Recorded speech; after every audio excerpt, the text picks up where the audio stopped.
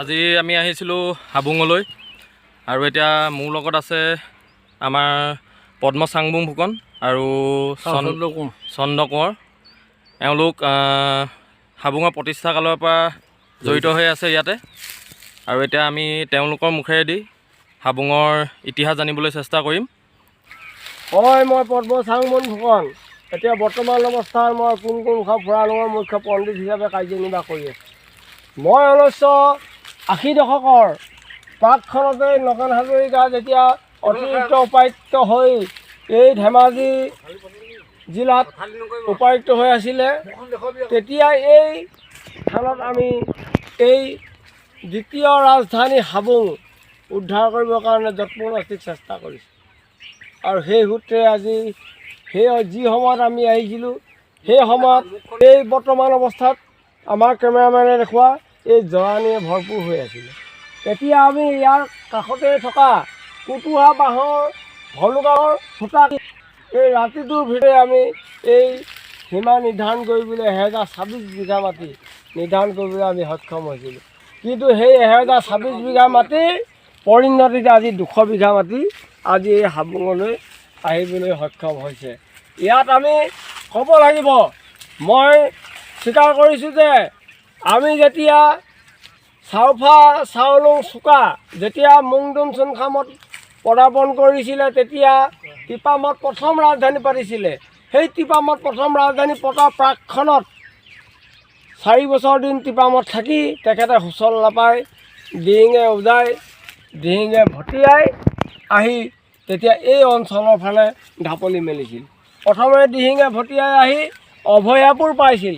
অভয়াপুৰতো সুচল জেগা নাপায় তেখেতে ক্ৰমান্বয়ে লুইতৰ বুকুৰ ফালে তেখেতে আহি আছিলে, ধাৱমান হৈছিলে।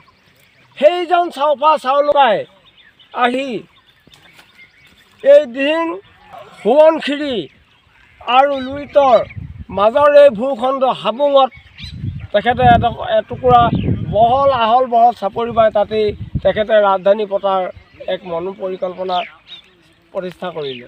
কিন্তু আমি আজি যিডোখৰ হাবুঙত আছোঁ, বুৰঞ্জীবিদসকলে কয় যে হাবুং হা-5 অৰ্থাৎ 5টা জাতি থকা এডোখৰ জেগা, যিডোখৰ জেগাত চাওলুং চুকাই ৰাজধানী পাতিবলৈ চেষ্টা কৰিছে। কিন্তু সেই চাওলুং চুকাফাই হয়তো ভাবিছিলে যে ইয়াতে ৰাজধানী পাতি মই সুচলভাৱে ৰাজ্যখন পৰিচালনা কৰিব পাৰিম।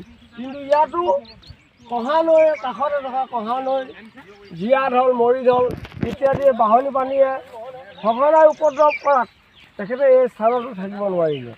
আজি বুৰঞ্জীয়ে কয় হয়তো টাই জাতি টাইলুং টাই আহোমসকলে যেতিয়া চীন, থাইলেণ্ড, ম্যানমাৰ, লাওছ, কম্বোডিয়া, ভিয়েটনামত যিসকলে তাতো হাবুং নামৰ বহুত জেগা আছে, স্মৃতি বিজড়িত হৈ আছে।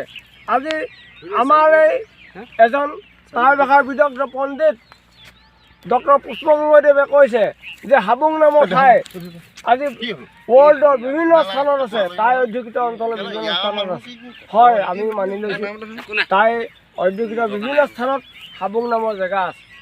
আমি কালক্ৰমত আমাৰ এই হাবুং যেতিয়া উদ্ধাৰ কৰি পানি আমি যেতিয়া ৰাইজৰ মাজলৈ তুলি দিয়া হ'ল, তেতিয়া এই হাবুঙতে আজিৰ পৰা প্ৰায় 4-5 বছৰ আগত যেতিয়া আমাৰ অসমৰ সৰ্বানন্দ সোণোৱাল যেতিয়া আজি মুখ্যমন্ত্ৰী হৈছিলে, তেতিয়া এই হাবুঙত লৈ কেন্দ্ৰীয়ভাৱে চৰকাৰৰ তৰফৰ পৰা কেন্দ্ৰীয়ভাৱে me-dam-me-phi উদযাপন কৰা হৈছিল।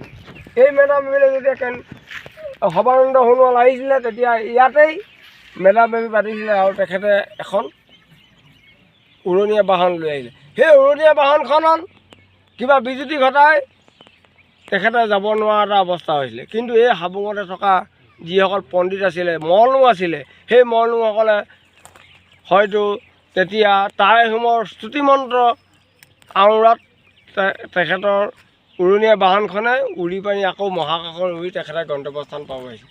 সেই শক্তিকেই মূল হিচাপে ধৰি লৈ আজি এই হাবুং প্ৰতিষ্ঠিত। অতীতৰ হাবুং আৰু বৰ্তমান হাবুঙৰ বহুত পাৰ্থক্য আছে। গতিকে আপুনি আজি হাবুঙৰ আৰু অতীতৰ হাবুঙৰ পাৰ্থক্য আপোনালোকক দেখুৱাই দিলোঁ। হাবি জংঘলে ভৰা আছিলে এটা সময়ত, কিন্তু বৰ্তমানৰ হাবুং আপোনালোকে প্ৰত্যক্ষ কৰক চৰকাৰৰ আজি প্ৰত্নতত্ত্ব বিভাগৰ এক উজ্জ্বল নিদৰ্শন, যিটোৱে আজি হয়তো আপোনালোকৰ সকলোৱে মন কাঢ়ি নিব। আজি এয়া কেন্দ্ৰীয় চাওচেং ৰেন, যিটো তিনিমহলীয়া এটা চাওচেং ৰেন আজি প্ৰতিষ্ঠা কৰিলে অসম চৰকাৰে। এটা বৰ সৌভাগ্যৰ বিষয়, জাতিটোৰ কাৰণে শুভ লক্ষণ। আমি দেখা পাইছোঁ আজি এই কেন্দ্ৰীয় চাওচেং ৰেনতে আমি আহিছিলোঁ, আহি পানি আজি আমি যিটো আমাৰ নিজৰ মনতেই যিটো আমি গৌৰৱবোধ কৰিছোঁ, হয় আমাৰ ঐতিহাসিক সম্পদসমূহ আমি এনেকৈয়ে ৰক্ষা কৰিব লাগিব আৰু আমি জাতিটোৰ কাৰণে, আমাৰ নতুন প্ৰজন্মৰ কাৰণে ৰক্ষা কৰি আমাৰ জাতিটোক উদ্ধাৰ কৰিবৰ কাৰণে আমি ঐতিহাসিক সম্পদসমূহ বুৰঞ্জী অধ্যয়নৰ যোগেদি এই ঐতিহাসিক সম্পদসমূহ ৰক্ষা কৰাটো খুবেই প্ৰয়োজনীয়তা অনুভৱ কৰি আজি আমি সকলো অসমবাসী ৰাইজলৈ প্ৰণাম আৰু প্ৰণিপাত জনাই এয়া আমি আপোনালোকক ঘৰযোৰে বয়কম কৰিছোঁ। আৰু মোৰ লগতে ধেমাজিৰ স্থানীয় এয়া চন্দ্ৰ কোঁৱৰ আছে, এখেত সাহিত্যিক, টাই সাহিত্যিক, বুৰঞ্জীবিদ, গৱেষক, চিন্তাবিদ। এখেতে আজি কিবা এটা ক'ব, দুআষাৰ ক'ব। গতিকে ঐতিহাসিক হাবুং এখেতে কিবা এটা ক'ব।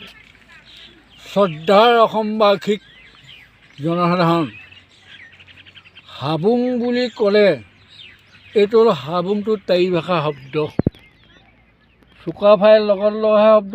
টাই ভাষাটো চুকাফাইৰ লগত লৈ অহা, গতিকেলৈ এই হাবুং শব্দটো হা মানে ৫, বুং মানে ১০। আমি সাধাৰণতে টাই ভাষাত সকামত যিটো ডুং বনাওঁ বুং বুলি কওঁ, বুং মানে খাল। গতিকেলৈ এইটো মই ভাষাতাত্ত্বিক শব্দতাত্ত্বিক হিচাপে মই কিতাপো লিখোঁ, এইটো মই অনুযায়ী একো নাজানো। গতিকেলৈ ১০ জেগা হা বুং, হা মানে ৫ দিলে, ইয়াত ৫টা জাতি আছিলে। লগতে আছে আও জু হা, আও মানে লোৱা, জু মানে বাস কৰা, হা মানে ৫টা জাতি মানুহ আছিলে। মিচিং কিবা কিবি বড়ো কিবা আছিলে, আও জু হা, আও মানে লৈ বাস, জু মানে বাস কৰা, ৫ জাতি। গতিকেলৈ এইবিলাক টাই ভাষাটোৰ কাৰণে মই অন্ততঃ 65ৰ পৰা একেৰাহে লাগি আছোঁ। মই গোটেই অসমত টাই ভাষা কিতাপ লিখিছোঁ আৰু গভৰ্ণমেণ্টেও মোক সম্বৰ্ধনা জনাইছে 2বাৰ দেই। গতিকেলৈ ৰাইজক মই অনুৰোধ কৰিছোঁ, কাৰণ যদিও চুকাফাই আহিছিলে 2য়বাৰ, কিন্তু তেওঁ ৰাজধানী পূৰাকৈ পাতিব নোৱাৰিলে। তাৰ বিনিময়ত লাষ্টত চুহুমুং দিহিঙীয়া ৰজাই এই হাবুংটো থাপিলে। এইটো মই ইয়াত বুৰঞ্জীত কি আছে মই গাই দিব পাৰোঁ। আছে কি বুলি, লাকনি খুটচান চাম হাও ৰেং কং চাং খাও চু থাও মুং মুং টাও পাই নাং হাবুং দেই। ইয়াত অসমীয়াত কি আছে, টাই লাকনি খুটচান 1526 চনত স্বৰ্গদেউ, তাৰমানে স্বৰ্গদেউ টাই ধনুধৰীয়া ফৈদৰ ক্লং চেং আৰু ভাটিয়লীয়া গোহাঁইক দায়িত্ব দি হাবুং থাপিলে। এইখিনিৰ লগত এইটো টাই।